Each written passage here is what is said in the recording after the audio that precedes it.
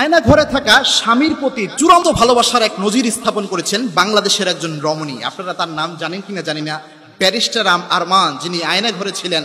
তার যে স্ত্রী রয়েছে তার ইতিহাসটা যদি আপনারা একটু দেখেন, এখনো নেটে পাবেন, তার স্বামীর প্রতি যে তার ভালোবাসা, কি আবেগ ছিল, এর একটা অন্যতম নজির তিনি স্থাপন করেছেন। এবং কি 7 বছর 8 বছর স্বামীর যখন খোঁজ পান নাই, আশেপাশে অনেকেই বুদ্ধি পরামর্শ দিয়েছে যে তুমি অন্য জায়গায় বিয়ে করে চলে যাও, হয়তোবা তোমার স্বামীকে মেরে ফেলা হয়েছে, হয়তো সে আর জীবিত নাই। কারণ আয়না ঘরে যাদের রাখা হয়েছিল এতটা জুলুম করা হয়েছে যে ফ্যামিলি পর্যন্ত জানেও না যে আমার এই পরিবারের সদস্যটা আছে কোথায়, সে কি পৃথিবীতে আছে এখনো, না পৃথিবী থেকে বিদায় হয়েছে। এরকম কোনো নোটিশ তাদের কাছে ছিল না, এরকম কোনো জিনিস তাদের কাছে ছিল না। এরকম পরিস্থিতি তারা তৈরি করেছিল। এবং কি ব্যারিস্টার আরমানের স্ত্রী, সে নিজেও জানতো না আমার স্বামীর হালত কি, সে কি পৃথিবীতে আছে নাকি পৃথিবী থেকে বিদায় হয়েছে।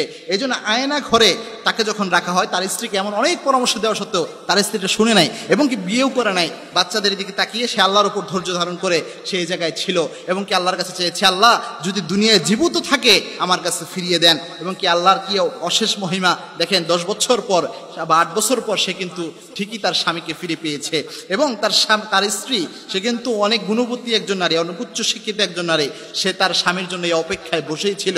এই যে স্বামীর প্রতি মহাব্বত, এটা এই যুগে অরিজিনালি কিন্তু পাওয়া যায় না। এই যুগে বেশিরভাগ ফেক ভালোবাসা যেগুলো থাকে, ফেক ভালোবাসা। অরিজিনালি আপনার ভালোবাসা যেটা বুঝতে চান, এটা হচ্ছে আল্লাহ রাব্বুল আলামিন বৈবাহিক মাধ্যমে যে হালাল সম্পর্ক দিয়েছেন, এটার মধ্যে আল্লাহ রাব্বুল আলামিন বারাকা দেয় এবং এটাই সবচেয়ে মজবুত সম্পর্ক।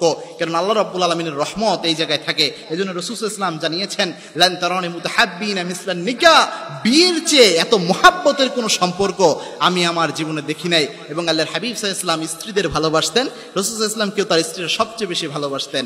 এবং কি আল্লাহর হাবিব সাল্লাল্লাহু আলাইহি ওয়াসাল্লাম জানিয়েছেন, খিয়ারুকুম লিনিসাইকুম, তোমাদের মধ্যে সর্বশ্রেষ্ঠ ব্যক্তি ওই ব্যক্তি যে তার স্ত্রীদের কাছে শ্রেষ্ঠ। যে তার স্ত্রীর কাছে শ্রেষ্ঠ, তোমাদের মধ্যে ওই ব্যক্তি সর্বশ্রেষ্ঠ।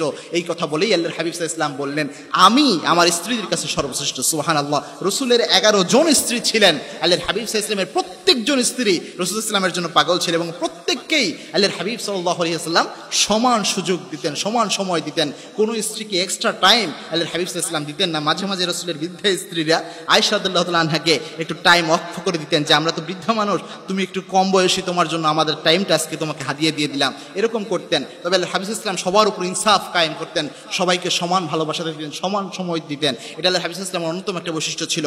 সুতরাং এই যে মহাব্বতের সম্পর্কগুলো, এগুলো আমাদের টিকিয়ে রাখা দরকার এবং যত্ন করা দরকার, যেইভাবে এই সম্পর্কগুলো টিকে থাকে। এরকম জুলুম হওয়া সত্ত্বেও এই সম্পর্ক কিন্তু ভেঙে যায় নাই, আল্লাহ রাব্বুল আলামিন টিকিয়ে রেখেছেন। অনেকেই কিন্তু এইরকম সম্পর্ক ভেঙে গিয়েছে, কিন্তু আল্লাহ রাব্বুল আলামিন এদের সম্পর্ক টিকিয়ে রেখেছে এবং জুলুমের মাত্রাটা দেখতে পেরেছেন, কতটা মারাত্মক অবস্থা।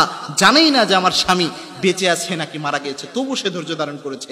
এইরকম জুলুম যখন অনেক বেশি করা হয়েছে, আল্লাহ রাব্বুল আলামিন ওই মসনদ পর্যন্ত কিন্তু ধ্বংস করে দিয়েছেন। কারণ মাজলুমের দোয়া আল্লাহ রাব্বুল আলামিন ফেরত দেয় না, মাজলুম বদদোয়া দিলে সরাসরি আল্লাহ রাব্বুল আলামিন কবুল করে নেয়। এজন্য আল্লাহর কাছে আশ্রয় চায়, আল্লাহ যেন কারো উপর জুলুম করা থেকে আমাদের বিরত রাখেন এবং কেউ যেন আমাদের উপর জুলুম করতে না পারে মুসলিম উম্মার উপর, এটা থেকেও আল্লাহ রাব্বুল আলামিন আমাদের বাঁচিয়ে দেন এবং আল্লাহ রাব্বুল আলামিন আমাদের জীবনকে ইসলামের জন্য কবুল করে নেন। আল্লাহুম্মা আমিন।